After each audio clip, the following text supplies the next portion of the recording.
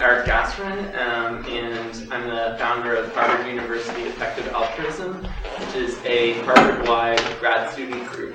And our goal is to explore and promote the idea of effective altruism, which is how we can have the most impact on the world given our limited time, energy, and resources. So far, our events have addressed questions such as how we can accomplish the most good with our donations, how our careers can have the highest social impact, and the important philosophical issues around measuring what's good. You'll notice we've left feedback forms on the table. We'd love to hear what you think of this event, and if you'd like to be notified of future events from us or the Future Society or the GSAS Science Policy Group, please sign up. Our group, the Harvard University Effective Altruism, will be having a discussion dinner this Thursday about the psychology behind charity. And we also aim to promote action, which is why we organize a fellowship where we recruit grad students to advise philanthropists and foundations on how they can achieve the most impact. This event is co-sponsored by the Future Society at HKS, which aims to expand awareness and knowledge about technologies that fundamentally transform the way we live. And we're also co-sponsored by the Harvard GSAS Science Policy Group, which aims to engage students in the public policy issues of scientific advancement and to educate them on how to communicate science to the public and to policymakers. I'd now like to introduce tonight's speaker. Marc Lipsitch is Professor of Epidemiology with primary appointment in Department of Epidemiology and a joint appointment in the Department of Immunology and Infectious Diseases, where his laboratory is located. He directs the Center for Communicable Disease Dynamics, a center of excellence funded by the MIDAS program of NIH and NIG-MS. He's also Associate Director of the Interdisciplinary Concentration in Infectious Disease Epidemiology. Professor Lipsitch, thank you so much for being here this evening, and I'll hand it over to you. Thanks very much.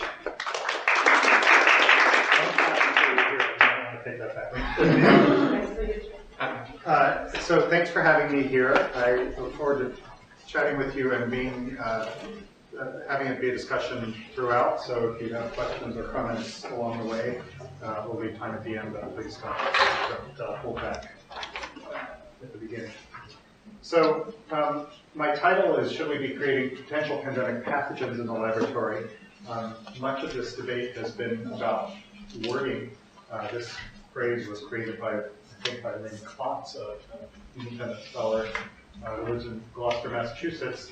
But the poster took away the word pathogens and just said potential pandemics in the laboratory. I would get in big trouble with my friends on the other side of this debate for that title, so that was not my title.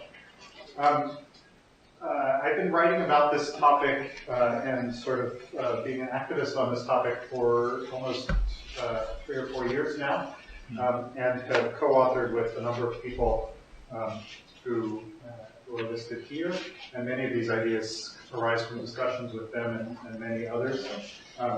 They are certainly not the views of NIH, but NIGMS, one of the institutes of NIH, has consistently been okay with my using some of the money that goes to the Center for Communicable Disease Dynamics to support this work, so I'm appreciative of that. So, a working definition of what we mean by potential pandemic pathogens is those organisms, microbes, or viruses that combine the features of being transmissible in humans, readily transmissible, highly virulent in humans, and novel, meaning that they are not currently found in human populations. And I think transmissible and virulent probably speak for themselves.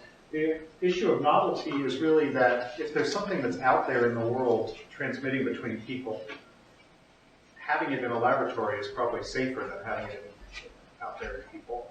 So it's really the issue of creating something new that has these bad properties, and that where the step from not having it to having it around in human populations would be potentially a serious one.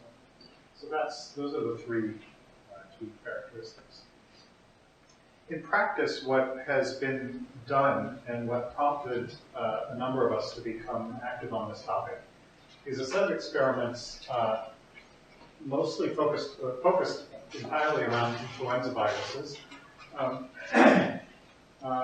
in which someone in a laboratory takes the virus and induces changes in that virus, an influenza virus, and makes changes in that virus either through genetic manipulation or through essentially artificial selection or breeding of this virus to become more transmissible by passaging it from one mammal to the next. And the preferred animal model is the ferret. Ferrets mimic human behavior, mimic human pathogenesis and transmission when they get infected by a flu virus. And so they initially transfer the virus manually from one ferret to an uninfected ferret, and then they use airflow in the later stages to select for variants that are readily transmissible. Along the way, they then sequence the virus and assay the properties of that virus, and then they repeat to increase the transmissibility further. And the debate really got started in 2012 when these two papers were published, one from the University of Wisconsin and one from Erasmus University in the Netherlands. Both of them used U.S. funding, which will become relevant in a minute. And they were not the first, but they were the first high-profile, very high-profile experiments of this sort. And they've really flown under the radar until September of 2011, when Ron Pouchier, the senior author of this paper, announced that he had made the most dangerous virus you could imagine at a conference in Malta. And he has since said that he never really thought that, but that was what he was heard to say by quite a number of people, including reporters.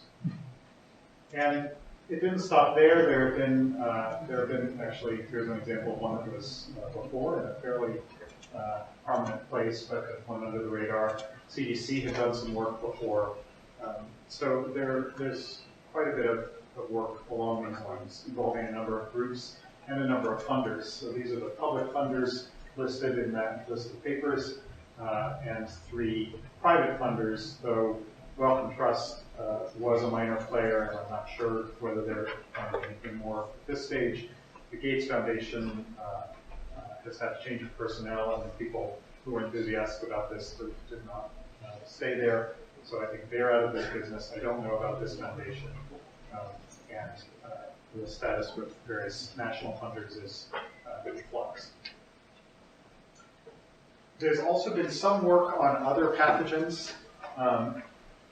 The coronaviruses that cause MERS and SARS have been manipulated not so much to increase their transmissibility, but rather to establish an animal model of transmission, of pathogenesis.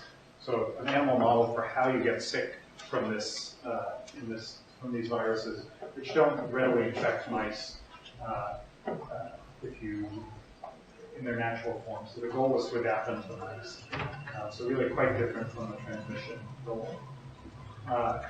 There has been one paper on increasing the pathogenicity of Ebola virus in an animal model, which I guess you have to ask the question. It's quite bad as it is in humans right now. So what it does when you increase the pathogenicity in animal models is a bit unclear. I think there's a lot of interesting philosophy of science to be done on this topic of whether, for example, the concept of a mammalian phenotype of a virus is a meaningful thing, because people are mammals and ferrets are mammals and horses are mammals, and we use these animals to mimic certain properties of humans, but that doesn't mean that the phenotype of a virus in any mammal is the same as in any other, as shown by the fact that we don't get all the swine flus that are out there. We get some of them, but most of them don't transmit in humans, which suggests that we are different from pigs. Something we should remember. I think in the future this area is going to explode, if by this area you mean the area of creating entities in the lab that are potentially of scientific value, potentially of societal value, and also potentially pose risks to people in large numbers. So there are lots of things that pose risks to people in small numbers. All the pathogens that you heard about in the last, well, I'm getting it. So there are a lot of issues of biosafety, of trying to protect laboratory workers. And really where I would draw the line of the things that are not that, but I'm going to be trying to talk about is entities that create risks to human populations. And you could also say to animal or crop populations. So we'll talk about that a little bit later. But I think it's important to say from the outset that whatever principles we come up with, the principles for judging each of these possible types of research should be in common because that's what a principle is a common standard for judging multiple instances.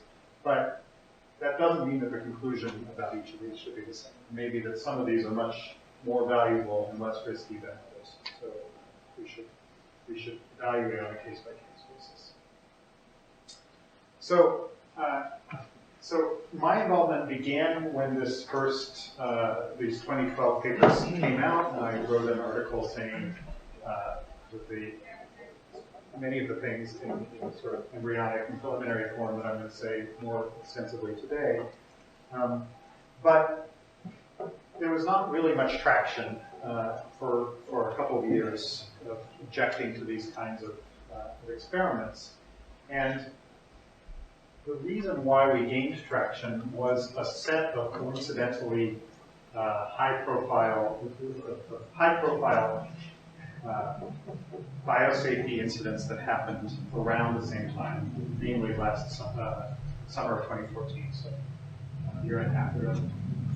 And so there was smallpox and other dangerous pathogens found that had been forgotten in FDA on the campus of the NIH. Smallpox was supposed to have been destroyed in all the 2 locations worldwide some years ago, and that was not supposed to happen. There was potential exposure of about 84 CDC personnel to anthrax. None of them got sick. Many of them were treated, so they might have been exposed, but we don't know, because the treatment is prophylactic against showing signs of infection. But in any case, no one got sick, fortunately. But this led to the director of the lab resigning, and there were other incidents that have happened along the way. That prompted me to take the opportunity and write an op-ed piece pointing out that fortunately nobody got sick from the anthrax, and had they gotten sick, it would have been a small number because that's the nature of a non-transmissible organism. But given the rate at which these sorts of mishaps tend to happen, we should be more concerned about those where the impact of an accident would be greater. Namely, those that involve transmissibility, virulence, and novelty. As they were investigating anthrax, CDC found out that there was another problem involving inadvertently sending high virulence strain of flu from one lab to another that didn't know it was receiving a dangerous virus. As a result of those, so those things were happening, and a group of us convened at the Center for the Environment down the road to discuss strategy for what could be done to sort of put this back on the agenda, or put this on the agenda. And the timing turned out to be very fortuitous. The reports on anthrax and the flu incident at CDC came out the Friday afternoon before we met on a Monday morning. There was another sort of bureaucratic business with several of the people in the room having been dismissed from an advisory board of the federal government, which may have been bad timing. It may have been, I think it might well have been utter coincidence, but it made them angry that they were being dismissed. And so and their phones started ringing both about the anthrax and the flu and their dismissal. So all these people were getting phone calls during our meeting from reporters, and it struck us that there was a chance to take the initiative and make a statement. We put together a 2-paragraph statement, which you can't read, it's on our website, calling for a pause in this kind of work until there was a careful risk and benefit assessment. That was quickly countered, and we called ourselves the Cambridge Working Group because we couldn't think of better. But another group thought of a name that's either better or worse depending on your perspective. And this is the Statement of Scientists for Science, which you can read, bad PR by me,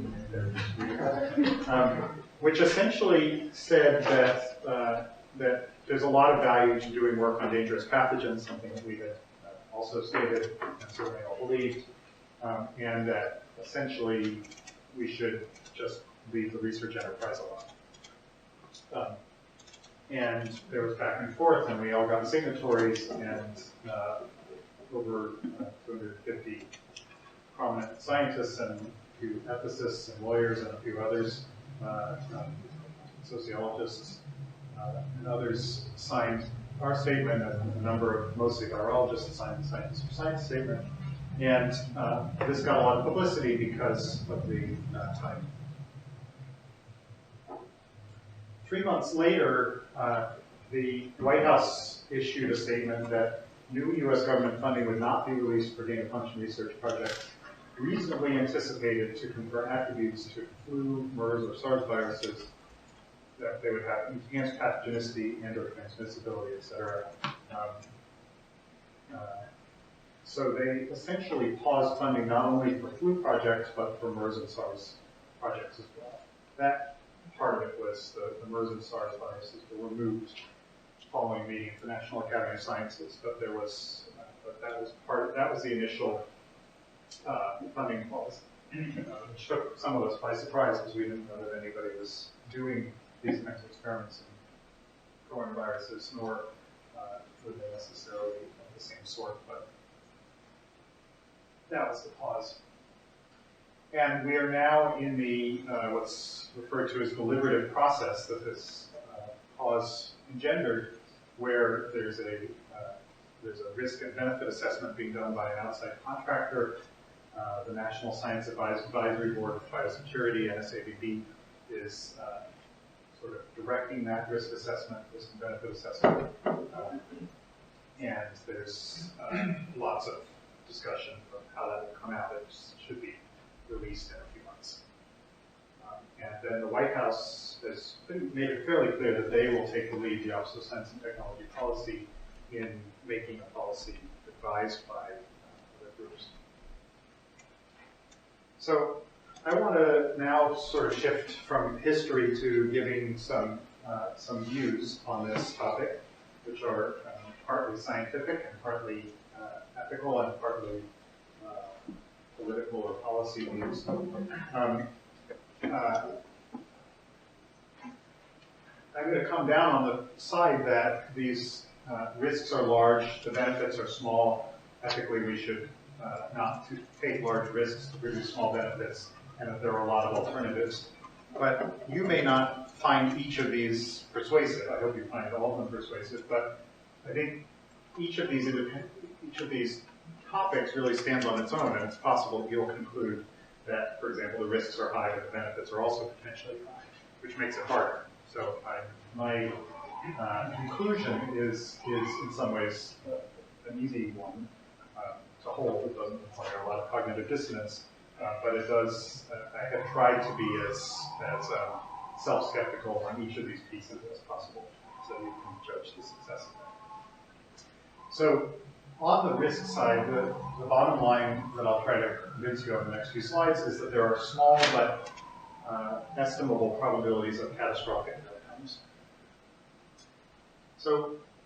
So far in the modern era, laboratory safety has been a pretty remarkably successful enterprise. There were, over a 25-year period, about 24 deaths, so about a death per year from laboratory accidents, many of them in clinical laboratories, not just research laboratories, about 1,100 infections, documented infections. These are certainly underreported and underestimated.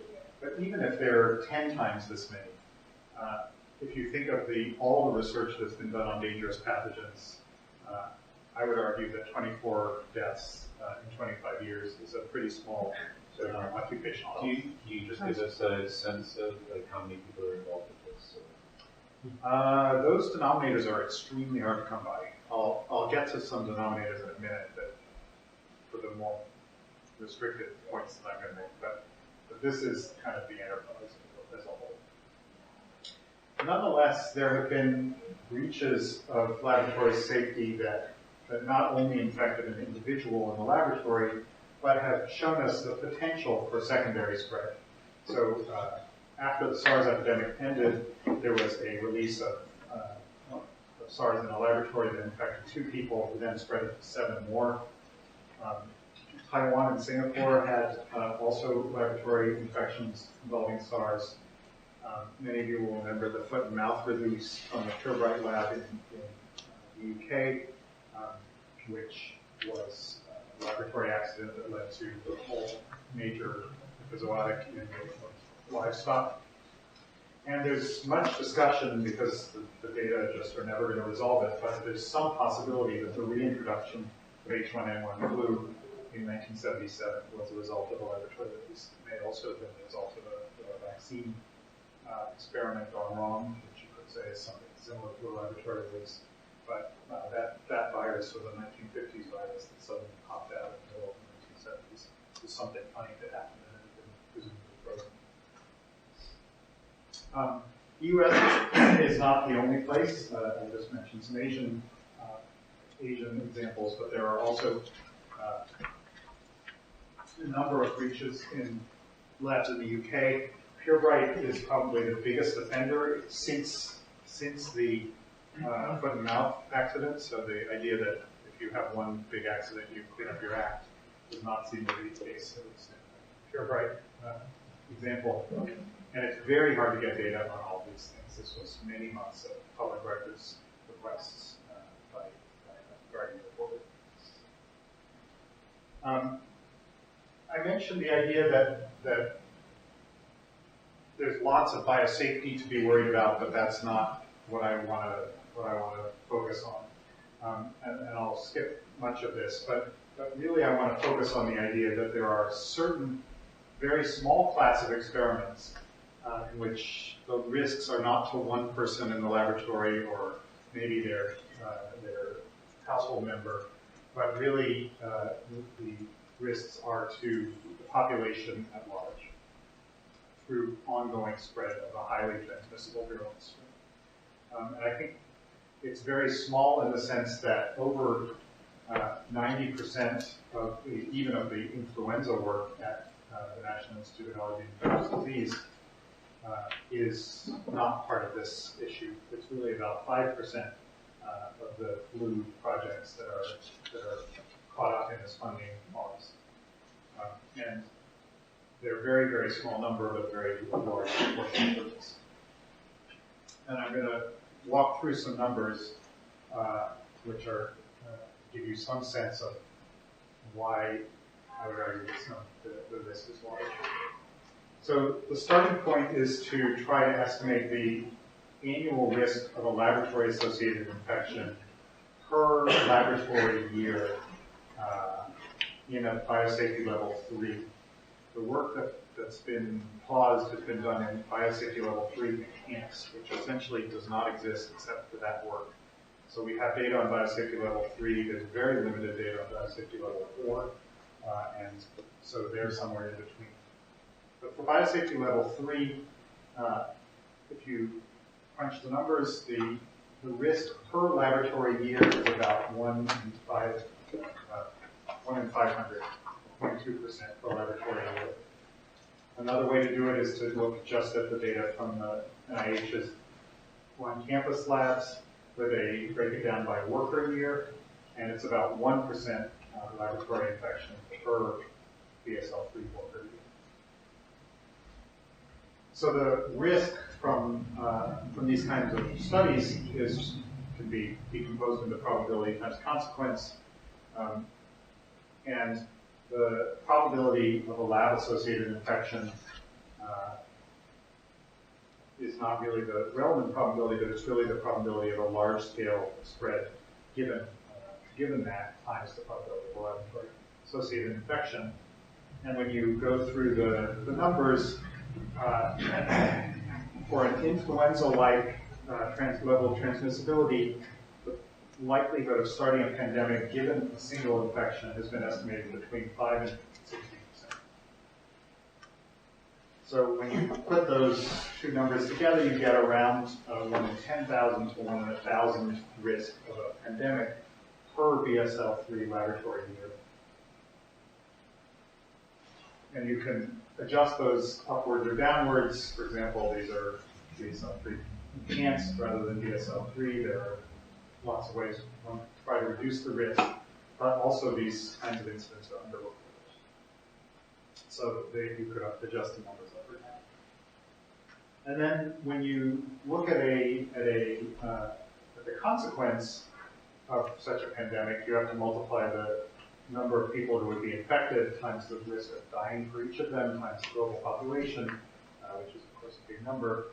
And when you use values from the literature, again for influenza pandemics, but consider a fatality rate not similar to the 2009 pandemic, which was well under 1%, a lot under 1%, but rather something like the wild type H5N1 bird flu case fatality rate, which is around 60%, you get a very large number, which is this number.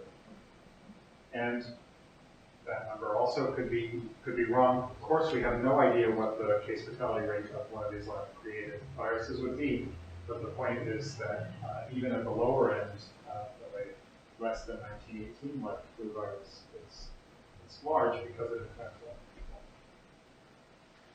And so when you multiply together the probability times consequence, you get that a single year of working in one of these labs is estimated in expectation to cost a lot of lives. And of course, you could, and people have argued that these numbers are invalid for all sorts of reasons, but I can't think of any other human activity where we would say, well, it's okay if we kill 2,000 small human activity, other than like all of driving or something. But sort of, I can't think of any other science experiment where you would say, well, we'll do it for a year, and an expectation we might lose a few thousand people. So this is a considerable risk, especially on the upper end, but even on the lower end. And that's what would be in the U.S. There's considerable global variation in the standards of laboratory safety and the levels of enforcement thereof. So this is probably a best case scenario in terms of where it's being done. I want to talk briefly about the ethics of this kind of work and make the claim that such risks are not justified unless they're necessary to life-saving discoveries. This is an argument that we made in more detail in a recent paper in the Journal of Medical Ethics. And we look back to the Nuremberg Code, probably the most important single document in research ethics, which does not directly apply to this kind of work, because the Nuremberg Code was about experimentation on humans, directly on humans.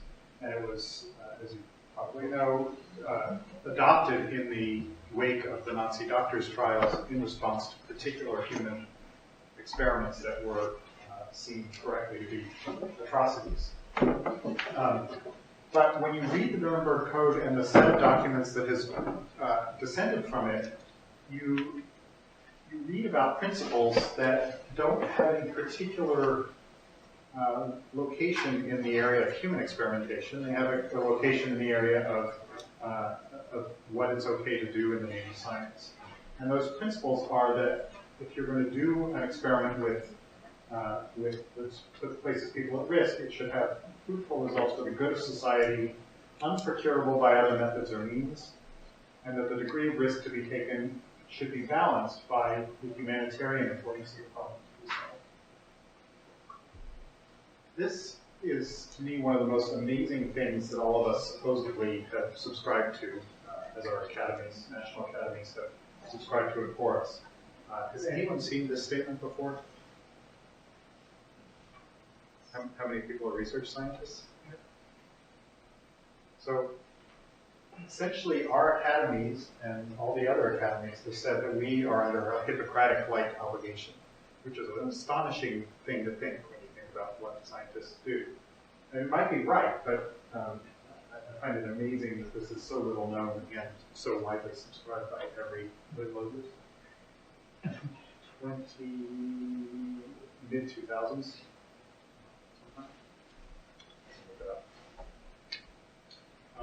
So if you believe that, and I'm not sure I do believe this, but if you believe this, then that is ethically concerning as well.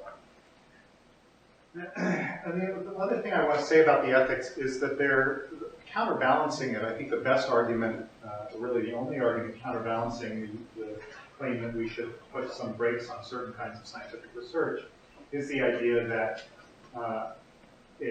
that scientific freedom should be absolutely uninhibited, that we should be able to do essentially anything we want. That's not how the world works for a whole variety of reasons. The main reason is that people don't get their grants funded. So interesting work doesn't get funded because the benefits are seen to be too small, the approach is not the best way, the budget's unavailable, or whatever. We also have restrictions based on human subjects concerns, or the acronyms, human experimental ethics on humans, on animal safety, and on, in fact, biosafety. For example, certain experiments on smallpox are prohibited altogether, and others require the assent of the international community. That's all I'll say about ethics. We can talk more. The next thing I want to mention is the issue of benefits to public, because that's what's, of course, motivating much of this work. Perhaps the sort of granddaddy experiment of these kinds of experiments that was done in, again, somewhat not under the radar because it was prominent, but not seen in this light perhaps, was in 2005, a group of investigators reconstructed the Spanish flu virus that caused some tens of millions of deaths worldwide in a pandemic in 1918. About 2 years ago, some of the authors of this wrote a paper asserting that most of the great public health accomplishments of the 2009 H1N1 flu pandemic could be traced to their having reconstructed this virus. There's really no basis for that claim. Since this work was published, there have been no new classes of drugs or vaccines based on the work. I was fairly closely involved in many of the discussions about at least U.S. policy in the 2009 pandemic, and no decision was usefully informed by this work, to my knowledge. It's just not true that reconstructing this virus made us more safe in 2001. There are basically two routes by which people suggest that making these viruses could make us safer and end up saving lives. So the pathways are that these experiments identify mutations associated with transmission in ferrets, that we could then reliably predict what a human transmissible virus would be when we see it in nature, and that would enhance surveillance by timely identification of high-risk strains in birds, which will allow us to take preventive action to reduce pandemic risk based on those surveillance findings, which could then save lives. And then the other pathway is that we can enhance vaccine design and strain selection, because if we know which viruses are most likely to cause a pandemic, we can concentrate on that, and that could also save lives. So there's a whole talk in the various blockages along this idealized path, but just to briefly cover some of them. I'd say the most important one is that the scientific the genetics term is epistasis, the more general term is just there isn't a good mapping from knowing the sequence of a virus to knowing whether it's going to be potentially pandemic. I think that's actually quite widely agreed among even food biologists right now. Ferret models are, especially if you talk to the people doing these experiments, who have now said that their viruses would not be dangerous to humans, although the purpose was to identify the determinants of danger to humans. The ferret model is uncertain in its predicted value. So it might be scientifically interesting, but it doesn't inform decisions of yes or no. It doesn't helpfully inform decisions of yes or no about whether to do surveillance or whether to use a certain strain of vaccine. Current surveillance is incredibly inadequate. We didn't see the 2009 strain coming. It was in swine in Mexico, and we were looking in birds in Asia mostly. So that's a whole species that we were ignoring. We of course could make it better, but we can't do surveillance on the scale that will allow us to see everything. Skip that for reasons of time. The vaccine argument really, I think, misunderstands why vaccines, how you make a vaccine. You don't need to know why a strain is transmissible. We have vaccines against almost 3 dozen pathogens, none of which we have detailed molecular understanding of transmissibility. So that is not a requirement. And that's really a summary of a lot of arguments that we could discuss individually with people. I'll briefly just say that for alternatives, essentially the question Nuremberg poses is, can you achieve the same goals, the same humanitarian goals by other means? And I would argue that we can probably achieve almost every one of the public health goals by other means. We won't get exactly the same scientific path to those public health goals. There are scientific questions you can only answer by creating a virus with certain properties. And that's been much debated, but I agree with the other side on that. But if the goal is to save lives and improve preparedness, there are many other ways of studying viral transmissibility and of developing countermeasures that are effective. So I think the right way to frame the debate is not to say, should we do these ferret experiments, this is a cartoon from Le Monde, or should we not do these experiments? But really, if we have a portfolio of experiments that we can do, including gain of function or PPP experiments, other ways of learning about flu virology, and other ways of trying to prepare for pandemics that do not involve understanding flu virus. Remember, we don't think that to defeat an enemy you have to understand it. That's not how military works. That's also not how public health works. It helps to understand it, but there are a lot of other ways to defeat the flu besides understanding it better. So the question is, should we adopt a portfolio that involves all of these approaches, or should we spend the same resources but expand these other two in some portions in order to do a better job? And so the risks, of course, weigh in favor of the alternatives, and because there are no risks, because the alternatives themselves pose no major risk to human health, there's really nothing on this side of it. So I think you can tell that my conclusion here, but I think it does involve weighing risks and benefits, but what we weigh is important. If you just say, should we ban this kind of experiment and spend the money on paying down the deficit or something else, it's a very different question from should we rethink our portfolio approaches to making flu pandemics less.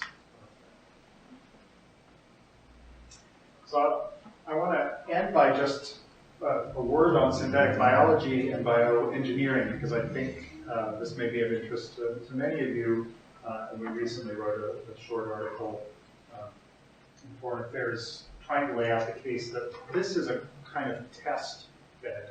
This problem of whether we should do these experiments is a test bed for our principles on a whole wider range of kinds of research. And, and it's the easiest case in at least several ways. So with these flu gain of transmission experiments, the government is funding them. They're expensive experiments that require sponsorship by a large body. And the question of whether they should be funded is actually a meaningful policy lever for whether they should be funded. If we think about the more general field, there are possibilities for private funding and also possibilities for many things in synthetic biology being much cheaper than these kinds of experiments. They're at the moment university-based, whereas bioengineering is in many different kinds of private and public hands. Importantly, the risks and benefits are both public, so we've been arguing about whether pandemic preparedness would benefit and whether the risk to human lives is worth it. But for this broader field, the benefits may be private, so we'll have to decide whether we want to stay the hand of corporations that want to do something that might benefit them and benefit the economy, perhaps, but disproportionately benefit a few while maintaining risks to the broader public. If it's the military that's doing it, then of course we won't be able to even have an open discussion about what the risks and benefits are potentially. It's also, in scientific terms, simpler in that we're dealing with something that we have a name for. We have a name, influenza H5N1. It's a single biological entity with a lot of properties that we understand. Some of them will change, but at least we have a name for it and we know sort of how influenza behaves. Synthetic biology offers the promise and risk of going from that to many life forms that may not even be a natural taxon, may be a combination of natural types of life, and we'll have unknown phenotypes for that reason. And again, the target phenotype or the target property of the virus is being selected for in these situations, whereas that might not be the case for broader information. And then last, I want to just mention that as the word CRISPR-Cas9 has become the centerpiece of all discussions of science in the last biological science in the last few months and year.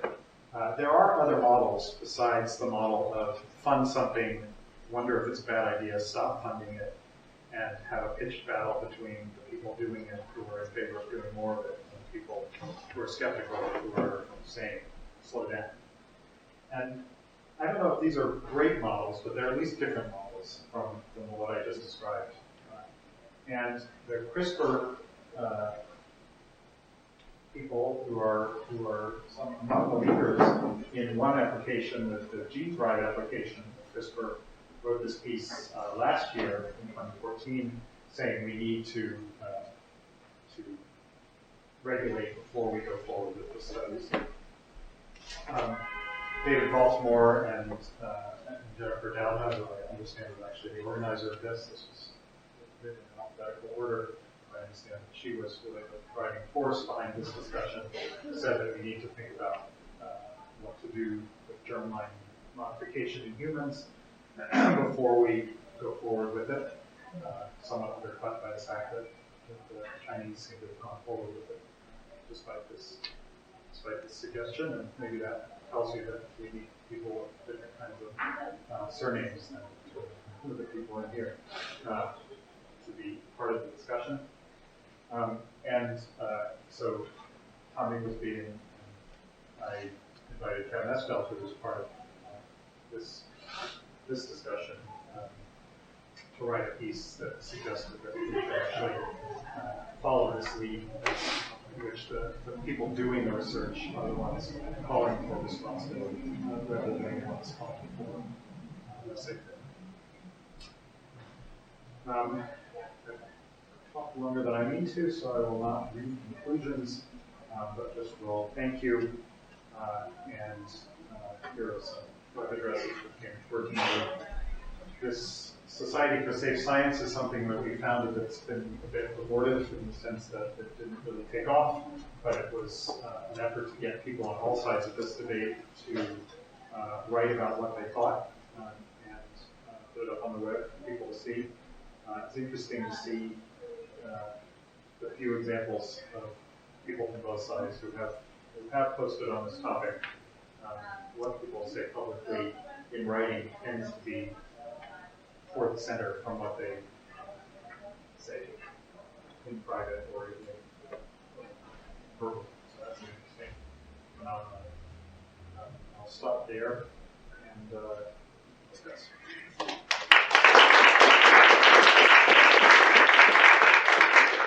I saw this in my Chicago hotel room, and I just thought it was this was maybe the opposite of effective altruism.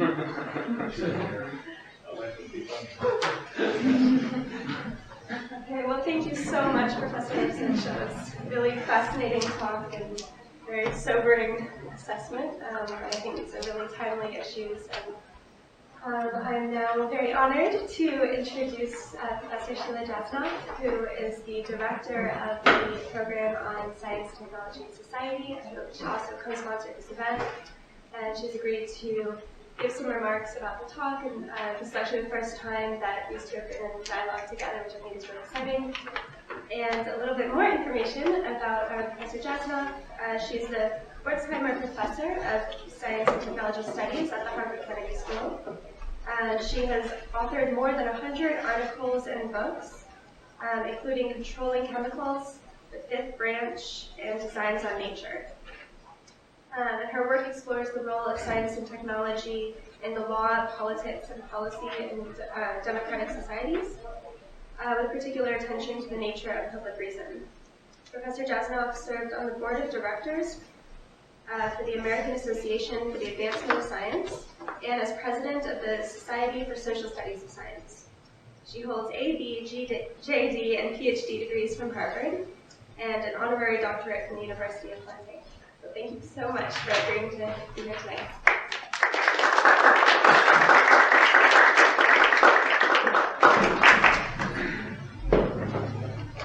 So first of all, Mark, it's a pleasure to have you on our side of the river. Very often here anyway, but not so much in the Kennedy School, I guess. And it's nice to see the Future Society and Effective Altruism bringing together a group of people from not just the Kennedy School, but other places as well, to discuss these sorts of issues. So Mark, you began with some history, and but it was relatively recent history in a sense. And I'd like to take us back to an earlier point in the history of Cambridge, and that is when the role of recombinant DNA research was being debated in the first place in the mid-1970s. And the reason I'd like to do that is to suggest something about the way in which public behavior patterns have shifted across this time. So in Mark's fuzzy, non-self-promotional left-hand side Cambridge Working Group statement, which was juxtaposed against the much more readable Scientists for Science statement, there was buried in there a little reference to Asilomar. But I want to talk about Asilomar in relation to that history of Cambridge that I was talking about. So the question, I mean, nowadays, how many of you had heard the terms BSL 3 and 4 before this talk? All right, so this is a group of specialist aficionados, which already says something.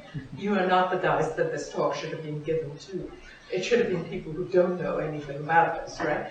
But there was a time in history when people didn't have those numbers and those abbreviations, and there was not an already made stratification of risk categories into things that we could tolerate and call level 1 and level 2 and level 3 and level 4.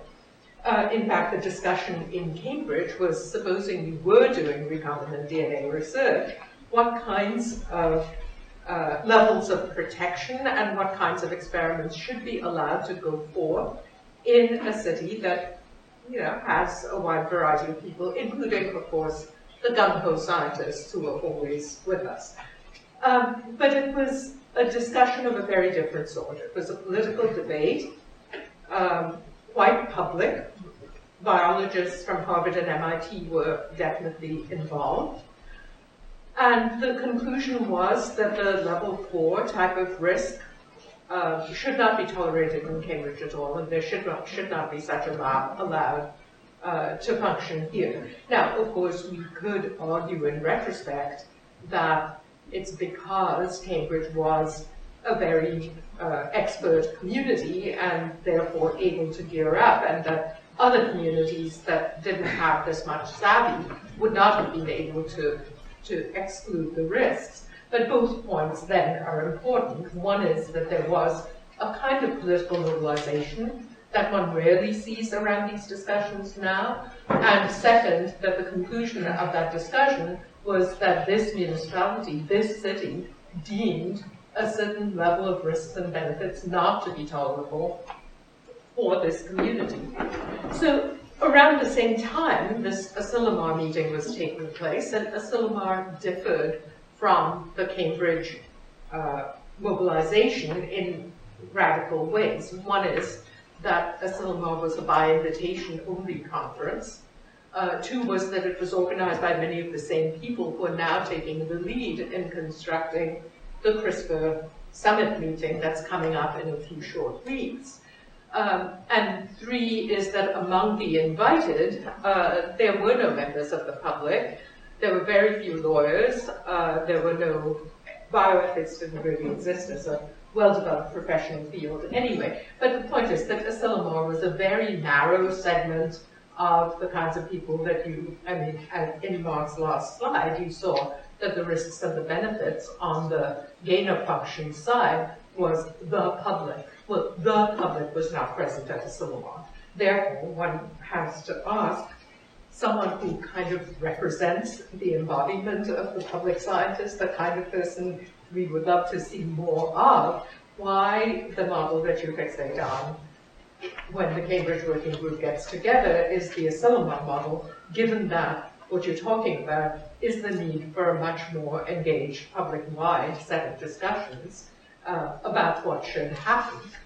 A second set of observations. So history has changed and we have a less engaged public, even though the risks arguably are every bit as bad. And they're kind of reminiscent of the nuclear scientists taking bets before the Trinity explosion about whether they were going to set fire to the Earth's atmosphere and essentially render us an uninhabitable planet. I mean, this is the kind of thing that scientists apparently like to do in their spare time. But, I mean, it's not something that ideally, and that other chart with the military versus private, that was the Los Alamos situation, right? I mean, it was military benefit and public benefit from that point of view. But it was totally secret in the sense that public ideas. I mean, supposing a referendum were put to the American people, do you think that the US government should engage in the development of a weapon which requires to be tested without any precedent?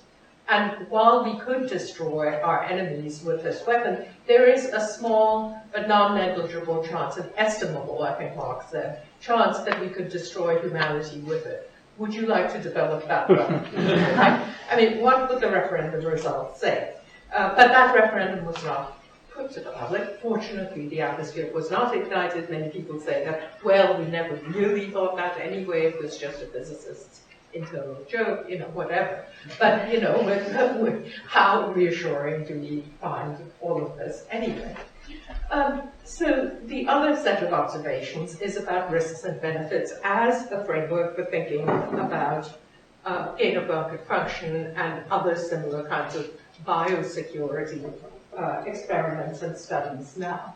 So it turns out that risk is a very powerful framework. It's taken off, even though I, who have been doing research in this area for longer than many of you have been alive, know that when the federal regulatory establishment first started thinking about using risk-benefit calculations as a regulatory tool, they were deeply nervous about it because they saw how much human judgment was involved in coming up with the numbers.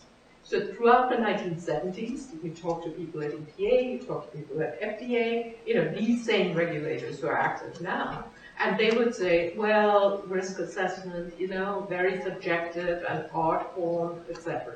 And somehow, in the 1980s, the discourse shifted, and now we call it the science of regulatory risk assessment.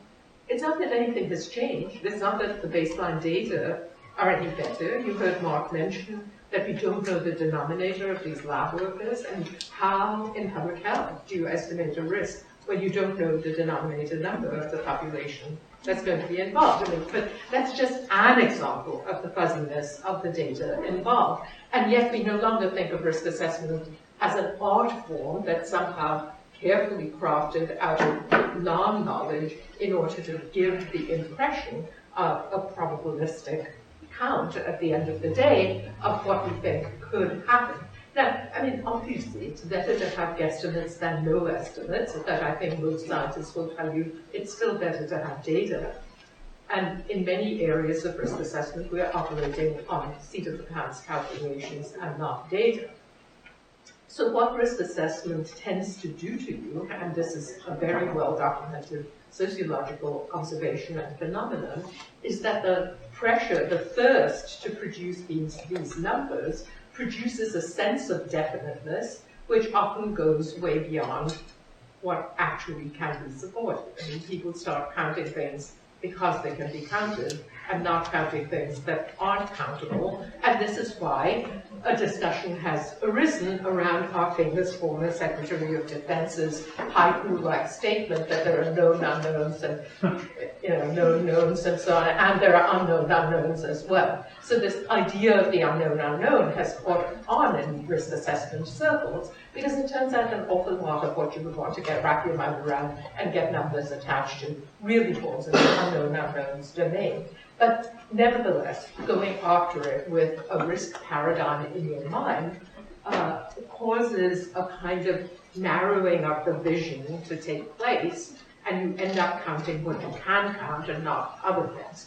So in this case, there are, of course, lots of parallels suggesting that among the kinds of things we should worry about are precisely some of the things that Marc mentioned, like not all labs in the world have the same safety standards, and certainly not all have the same ethical standards, which you also alluded to. So we're in a globalized world. We outsource a lot of things. For instance, in the last 20 to 25 years, we've outsourced clinical trials to a degree that most clinical trials now are not being done, or many significant clinical trials for pharmaceutical drug development are not being done in the US, but elsewhere.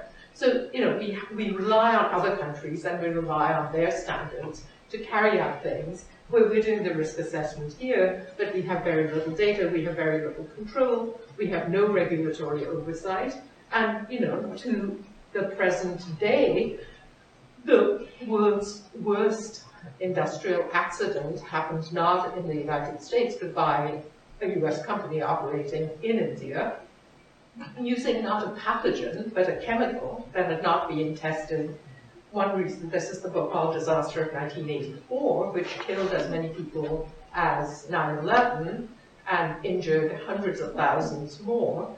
And the chemical in question had never been well studied, partly because it was so highly toxic that it couldn't be studied very easily. Methyl isocyanate was so acrid and so poisonous that people couldn't conduct studies beyond a certain period of exposure, and so it was not known. So it was not known what actually would happen after this gas was released and contaminated a city and a population over many decades. So we actually have examples that might be brought to bear on, the astuteness of our regulatory structures and our governance structures in a globalized world, where we're actually suggesting to the world at large that scientific activity and research ought to be brought up to similar levels. It's one of the propositions that everybody should be spending X amount of their GDPs doing research and so on and so forth. And moreover, even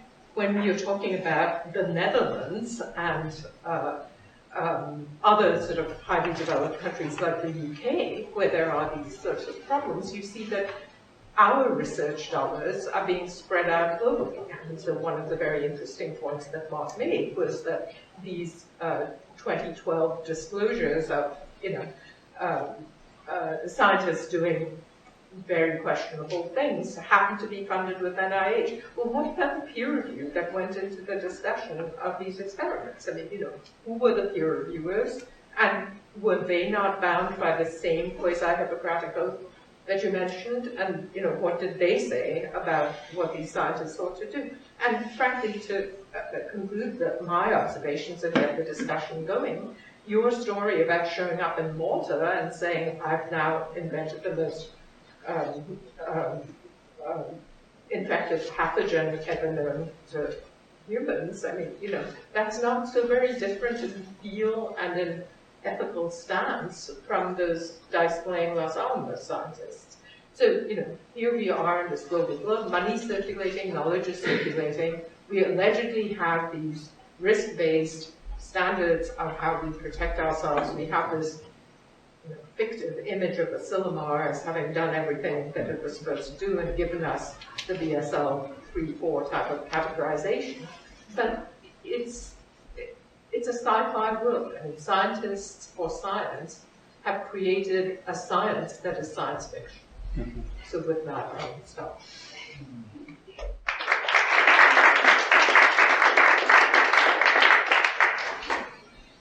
Should we sit here or? Well,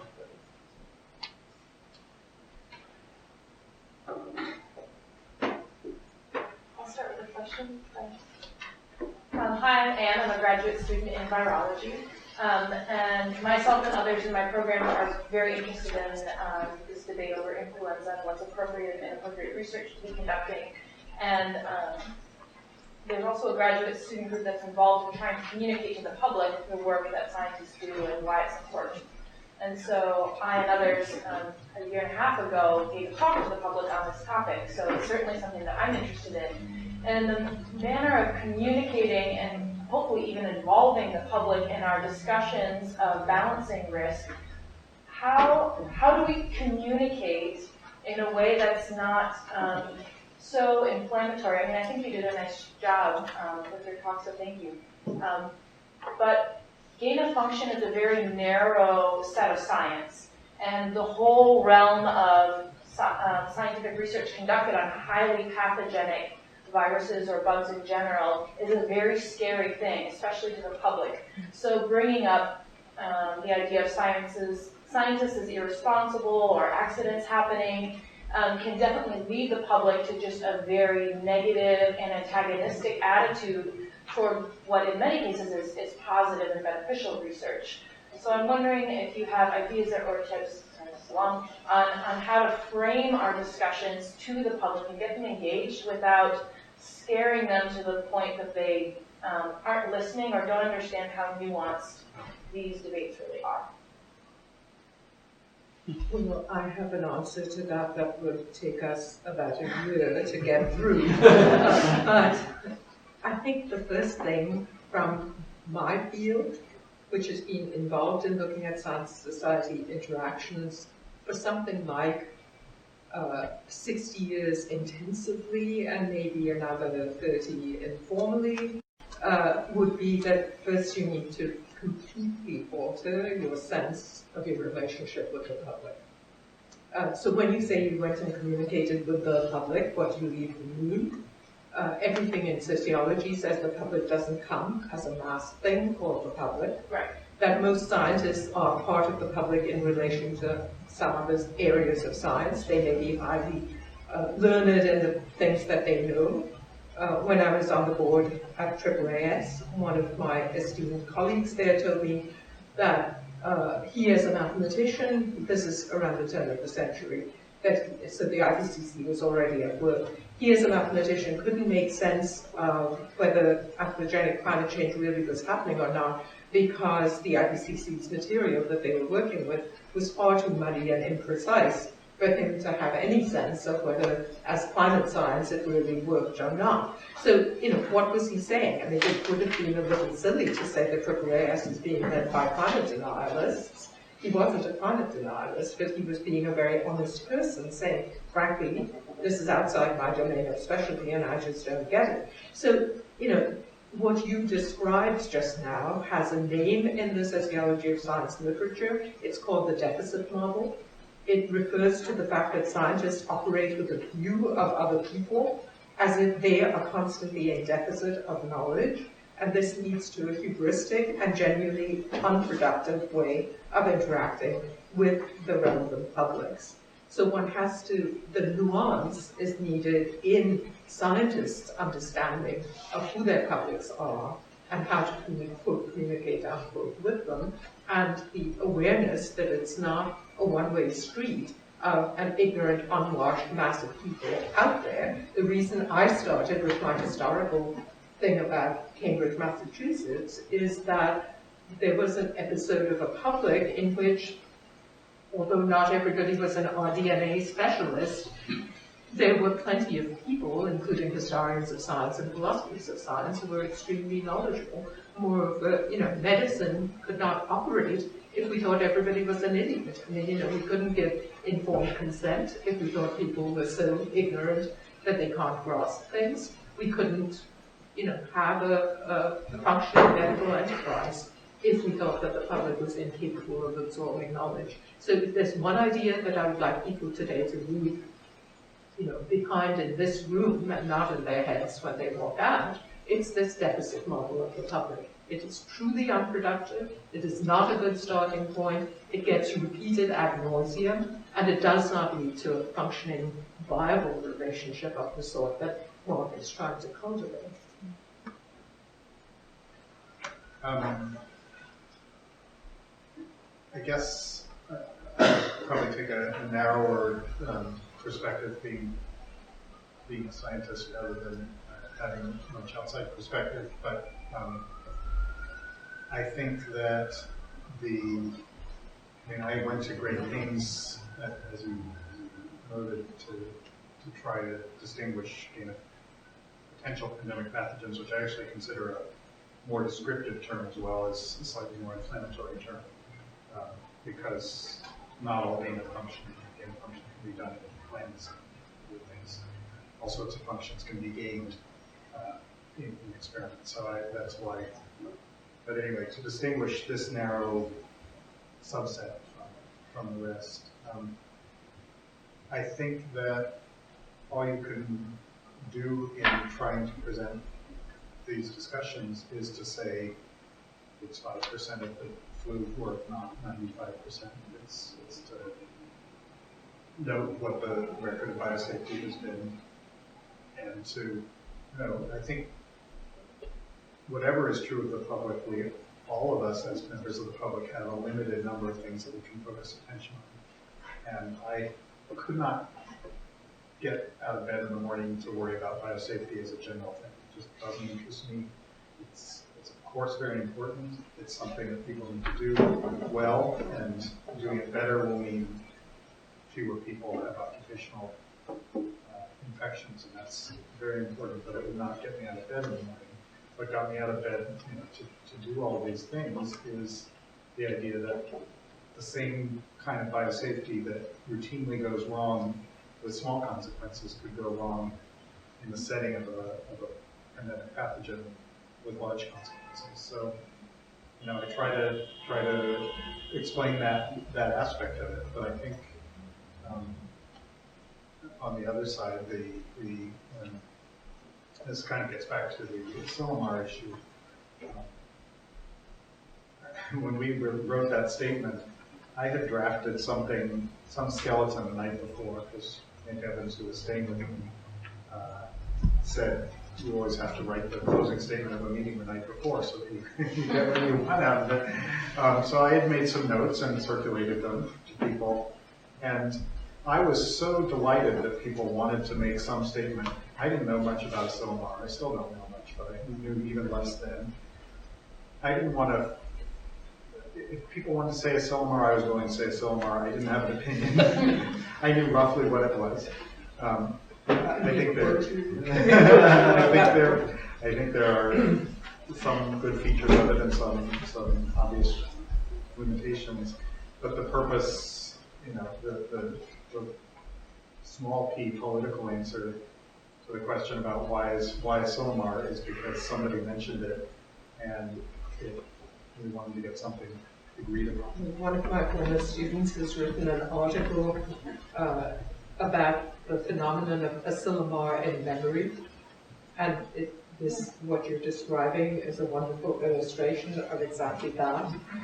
But then one can ask, what work is Asilomar in memory doing vis-a-vis the scientific enterprise as a whole? And that's the kind of thing I mean by saying that there is a kind of fictional security blanket that's being constructed that one should, as critical citizens of an advanced industrial society, think twice about. Does somebody take questions or just? Very good. Sam Bison. So I'm an STS fellow with Sheila and also a researcher at the School of Engineering here. And one of the projects I'm working on right now is with Kevin Esfalt trying to figure out what it would mean to set up, to work out whether and how work on gene drive research should actually move forward. One of the other projects I was working on involved trying to develop responsible synthetic biologists is one way it was phrased. And the culmination of that was a trip out to Asilomar for a week with its understandable overtones that Sheila just elaborated on. But what struck me about your talk, Mark, is that this is a talk that seems to be structured to convince those who are currently in power on the need to think a little differently about the work that they're doing. It was difficult. What's the next step? After you give this talk, and people say, okay. And this draws on Sheila's comments. One way to take this is that what comes out of these risk assessments and things, I would love for one of the outcomes to be what is not needed is for there to be this punctuated pausing, as a thing that happens. It's like we pause, we think through what should be done, we sort out the ethics, and then we go forward, and it's fine again. Right? That's not a sustainable model, particularly for the areas that you pointed towards at the end.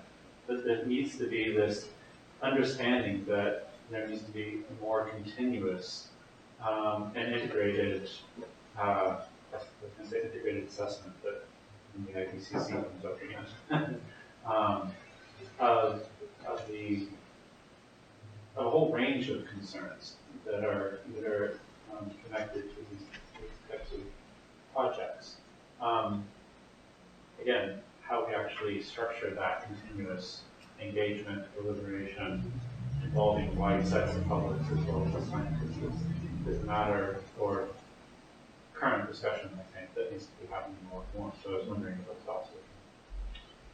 Yeah, I mean, I certainly don't have the answer to that question. I think that I think it would be incredibly inefficient and nobody would tolerate it. They would just go off and do the work some other way if there were, as you say, these kind of spasms of 2 years of deliberation. It's going to end up with 2 years of deliberation on each topic. I think part of what needs to be done is to sort of delimit what do we need to worry about at this level and engage the public, and what can we lead to biosafety and to sort of technical solutions.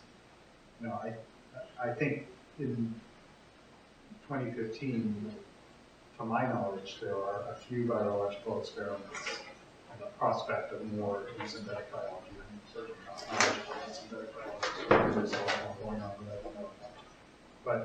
But important but that will change. The number of things will change, but the characteristics of the things to put under extra scrutiny, to me, are those that large numbers of people, animals, crops, or let's just say populations of organisms at risk.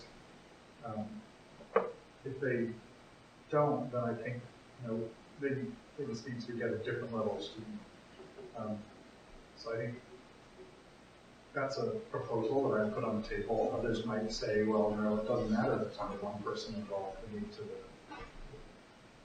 for example, human embryos of sort of different manipulation is a sort of different issue. It's not going to change the species in any short time, but it's of concern for other reasons.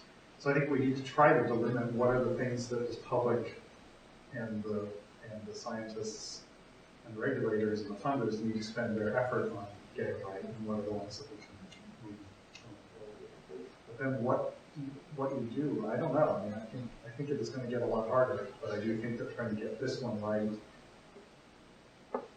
meaning if people decide that the risks are certainly not readily quantifiable, but at a minimum are very large, and that's the agreement, then there should be a response to that we are not willing to take those kinds of risks for an uncertain benefit.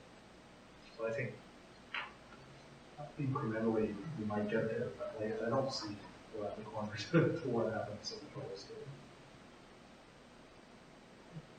So this is a lay question.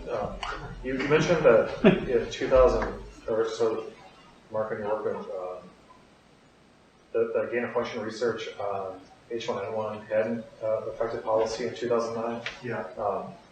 Is it the case, or is it your position that there haven't been any appreciable benefits associated with gain of function research? I mean, that is there any estimate could we construct an estimate of the benefits per BSL 3-year, 5-year, like life saved for BSL 3-year, 5-year to weigh against the 2,000 deaths? Yeah, that's a good question, long-winded question. I think that, again, it depends on how you frame it. The question is, had we just not done that work and put the money in the bank, paid off some T-bills or whatever, would we be much worse off? I actually would say no, not much worse off. But there would be some things that we wouldn't know. We wouldn't know that the strains circulating in birds are 5 mutations away from being transmissible, probably. That's just a fact that we have learned that we probably couldn't have learned without. But I would distinguish scientific from sort of public health or humanitarian benefit. I think there are many other, I just don't think that that is actionable intelligence that changes how we do things by itself. It's an input, but by itself it's not. And then once you, instead of comparing it to buying a bomber or paying off the deficit, you compare it to alternative, mostly higher throughput, mostly cheaper types, and all safe types of flu research. I don't think that the case has been made that these particular findings are the best way to go. I wouldn't put most science to that bar. I mean, we don't know what the best way to spend our money in science is. That's why we have a broad portfolio. But most science doesn't put thousands of lives at risk per year. So I think part of the resistance to this debate, to my colleague's position in this debate, is that if we did this to all science, we would shut down science. We don't know what's going to work. We don't know what's going to be beneficial, and it's not reasonable to expect quantified benefits unless you have really large quantifiable risks. So I think it's a weird corner of science that needs special care. So is it correct then to your mind that no one's really making the case that there are estimable benefits that you could pin to the gain of function research in particular? They're trying. I think they're exaggerating. I mean, that article is a fascinating, it's an MBio journal, cited microbiology a couple of years ago, and it's amazing the sort of claims of what we couldn't have done if we didn't have this virus made. It's just not true. So there are people making claims about gain of function research that's going on now. And there are people in public health who are using what they perceive to be the results of those experiments. But if you look back at the literature, those findings were already known in some setting. They just haven't been done in Nature, in H5N1, in the journal Nature H5N1. And some of the facts that they're trying to use for the public health surveillance, like the danger level from certain mutations, are not generalizable and may be misleading. So the fact that someone uses something to support a decision is not equivalent. It's not equivalent to that decision being improved. So it's interesting, by the way, that in the discussion about communicating science to the public, very little attention is given to overselling science to the public, because one might argue that a way in which the scientific community could be of quite great service to the public would be to do exactly the kind of thing that Marc is suggesting, that is, look at claims coming out about a questionable area of research and try to hold the community itself accountable to storytelling that at least has some plausible parameters around it and not enough.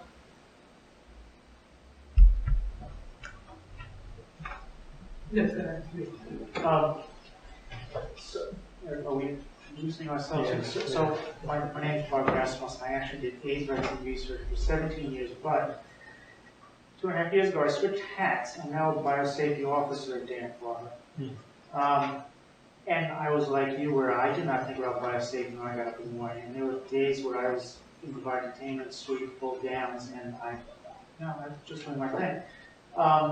But one of the, and he was asking, what's the next step? And actually, this went to your idea. So you had these confirming calculations that got you to this point where we were at potentially 2,000 people dying to a much larger number. And that was based on, correct me if I'm wrong, if I missed something here, that was based on BL3 1 year laboratory infections per, right? If we could get that down, would you not be as, would you feel better about that? In other words, if it's starting, and one of the ways that and also what I want to point out to people that, and had to get a grant function. Now I wrote grants, I got money. I don't recall anything except that the NIH cared about biosafety, except put in that little number that the IBC, and so you rely on everything on this IBC that which I have to make sure that they get. Institutional biosafety. Oh, I'm sorry. Yeah, right. And that's it. And somebody once said, well, wait, why don't people who are going to propose to do this work and get the money? They have to extensively write something about biosafety in terms of what they're going to do, and it may just bring those BL3 numbers down to, well, we're always aiming for 0. But it's just the process right now that the biosafety thought is like, exactly, a scientist, they can't be hung up on that because they got to get data, they got to get, right? So it's just some observations, if you will. Like I said, if we can get that number down, you might feel better. And I don't know if that's happening or not with better. Yeah, I mean, there is a response to the article that those calculations are presented in that argues that it's by Ron Fouchier, so the principal investigator in the Netherlands, arguing that we're 7 orders of magnitude too high, 6.5. And so, he would say we're already down. And we went back and forth in the letters. I would say that, first of all, if you could convince me that the numbers were, 0.01 death, where the upper bound was 0.01 death per laboratory year, then we could have a. I'm not trying to switch you over that. Just. But what I think is the issue is that the calculation gets dominated by the fact that these are transmissible, virulent, novel pathogens. And so it's just hard to see that calculation getting made given the levels of human error that are, I think, a sort of floor on the risk. And The numbers we use are based on laboratory accidents, infections from the U.S., from the limited data that are out there. And that's just the historical experience. And I see human error all the time. what's that? I see human error all the time where someone says I had a lentiviral infection and I have to talk to them, how did this happen? And I was like, it's WTF, really? Yeah. So I think that's I just don't see it getting low. I mean, I can imagine someday laboratories may all be done by robots and there would be no human to get infected. There would still be the issue that scientists love to send their strains to other scientists to work on. I mean, that's part of what's great about science. And every time they do this damn thing, they seem to send the wrong strain. I mean, there was the Dugway Proving Ground business where the Army sent out anthrax that hadn't been killed. CDC switched an Ebola strain on Christmas Eve for a dead one for a live one. The thought experiment is knowing that it's endemic, knowing that this is a status of the world, that mistakes are made, that people are careless, that people shade the rules, etc., etc. Organizational sociology has shown this to be true of people operating in institutions all the time. Then supposing one began with the mistake not being the exception, but the mistake being the rule, the routine, then how would you rethink the world, right? And yes, it may depend on whether you think the mistakes are bad enough or not. Like when you talked about the automobiles, I was thinking that, most people think of the automobile as an individual accident times another individual accident, and people are not usually thinking, here is a technological system that kills 30,000 plus people every single year. That is just not the mindset that people have about this. But supposing people did think in more systemic terms, what would you need to build in as fail-safe mechanisms? Of course, they're never fail-safe, but nevertheless, civil aviation is an example of a place where we've built in many, many, many safeguards, and we just saw in Sharm el-Sheikh the other day that even those safeguards are not 100%. Still in all, civil aviation begins with the mindset that the accident is going to happen, that people are going to make mistakes. And it's not like many other industries where that is not the way that people think. Scientists are not taught to think that way either. They're taught to think that there is an X probability, which is very anti-sociological. It does not think about context. It does not think about culture. It does not think about people's belief systems. It doesn't think about, are you working for 18-hour days or 3-hour days? I mean, just all of that is just not in people's minds. So if you want to get serious about all of this, you would operate with a far more interdisciplinary sense of the context in which the lab work takes place, and then try to build in the safeguards, knowing that it's never going to be 100% anyway. All right, well, it's past 6:30 now, so it's time for the event to end, but thank you all so much for coming. Let's give another round of applause.